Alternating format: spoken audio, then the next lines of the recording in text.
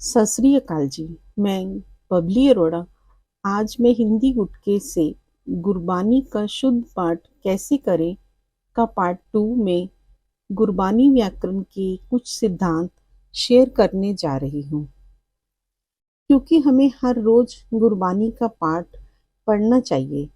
गुरबानी का पाठ पढ़ने से हमें ऐसा महसूस होता है जैसे गुरु साहब हमारे अंग संग हैं।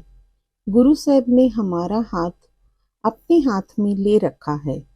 जैसे एक बच्चा अपने पिता के साथ एक मेला देखने जाता है, वहाँ बहुत कुछ देखने को मिलता है। कहीं झूले हैं, खिलौनों की दुकानें लगी हैं, तरह तरह की मिठाइयों का सब आनंद ले रहे हैं कि अचानक उसका हाथ पिता के हाथ से छूट जाता है और वे जोर जोर से रोने लगता है। उसकी आंखें आंसुओं से भर जाती हैं। अब उसे कुछ दिखाई नहीं दे रहा। मेला वही है, सब खेल खिलौने वही है, लेकिन अब उसे किसी चीज में आनंद नहीं आ रहा है, क्योंकि अब उसके पिता का हाथ उसके हाथ में नहीं है। पूरी भीड़ में वे अकेला है। उसी प्रकार गुरु का हाथ छोड़कर हम मेले में उस अकेले बच्चे के समान हैं, जिसके मन में डर होता है कि वे अब क्या करेगा, कहाँ जाएगा।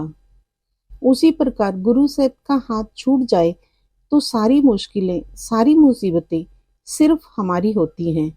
और गुरु पर भरोसा हो, गुरु का हाथ पकड़ लो तो सारी मुश्किलें, सारी परेशानियां गुरु की हो जाती हैं और हमारा मन हल्का हो जाता है।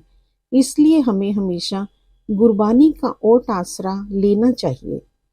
चलिए अब आगे बढ़ते हैं। पाठ को शुद्ध करने के लिए कुछ सिद्धांत शेयर कर रही हूँ।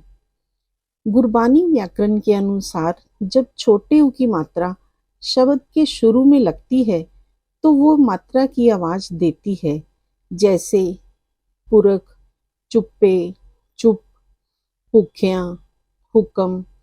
लेकिन जब छोटे ऊ की मात्रा शब्द के अंत में आती है तो वो साइलेंट हो जाती है, जैसे जपू का जप, सचू का सच, हुक्मू का हुक्म, उत्तमु का उत्तम, सबू का सब पढ़ा जाएगा।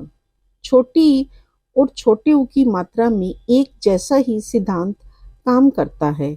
शब्द के शुरू में मात्राओं की आवाज आती है और अंत में आए तो मात्रा साइलेंट हो जाती है।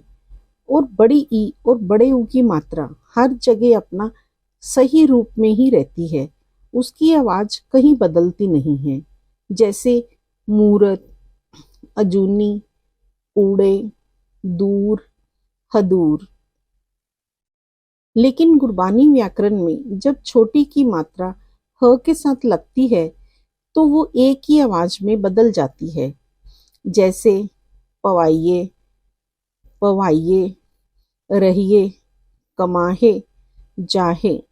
इस प्रकार हमने देखा कि छोटी की मात्रा जब ह के साथ लगती है तो वो साइलेंट नहीं होती, एक ही आवाज में बदल जाती है। ठीक उसी प्रकार जब छोटे ऊ की मात्रा जब शब्द के अंत में ह के साथ लगती है तो वे भी ओ की मात्रा में बदल जाती है और कहीं कहीं तो एक ही आवाज में भी बदल जाती है। जैसे राहु का राहो, विप्रवाहु का विप्रवाहो, खाहू का खाहो, पातसाहू का पातसाहो, जाहू का जाहो पढ़ा जाएगा। गुरबानी व्याकरण में जहाँ भी रू शब्द का प्रयोग होता है उसमें अधिकतर ऊ की मात्रा साइलेंट हो जाती है। उच्चारण केवल र का ही होता है, जैसे निर्वैरु में निर्वैर, अपारु में अपार, दरबारू का दरबार, दातारू का दातार और अपारू का अपार पढ़ा जाएगा। आज हमने छोटे ऊ और बड़े ऊ और रू की मात्रा के बारे में जाना है। इन सिद्धांतों पे चलकर आप काफी हद तक गुरबानी का शुद्ध उच्चारण कर सकते हैं।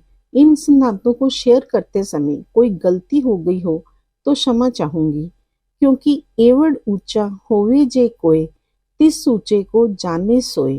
अर्थात अगर कोई व्यक्ति उसकी बराबरी की हस्ती का हो तो ही वे उसे सही समझ सकता है। वाहिगुरु जी का खालसा, वाहिगुरु